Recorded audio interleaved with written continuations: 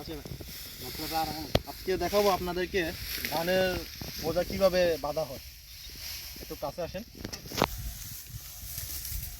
দেখুন, প্রথমে আমরা ধানটাকে এভাবে করে ভাঁজ করে দিয়ে দিলাম। ভাঁজ করে দিয়ে দেওয়ার পরে আমরা কি করব, রশিটাকে এভাবে করে টানবো। এই যে দুই পাশ, এই পাশেরটা ওই পাশেরটা এই পাশে নিয়ে আসবো, আর এই পাশেরটা ওই পাশে নিয়ে যাবো। কি হলো দেখুন, এইভাবে যদি আপনি না টানেন তাহলে কিন্তু আপনি রাস্তায় এটা দিয়ে হাঁটা চলা করতে পারবেন না।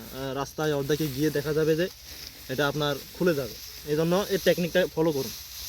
এভাবে টান দিবেন, টান দিয়ে দেওয়ার পরে পা দিয়ে এভাবে উপর দিয়ে এভাবে করে একটা ইয়ে করবেন, একটা সাপোর্ট দিবেন। সাপোর্ট দেওয়ার পরে রশিটা একটু হালকা এভাবে পেঁচাই দিবেন। এই যে আমি পেঁচাই দিলাম।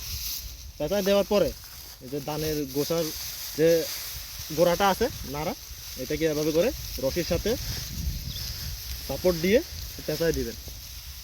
পেঁচিয়ে দেওয়ার পরে ধানের বান্ডেলে এভাবে ঢুকাই দিবেন। এবার দেখুন কি শক্ত হয়েছে। এটা আর আপনি এখান থেকে 30 মাইল গেলেও আপনি এটা আর আপনার এটা খুলবে না।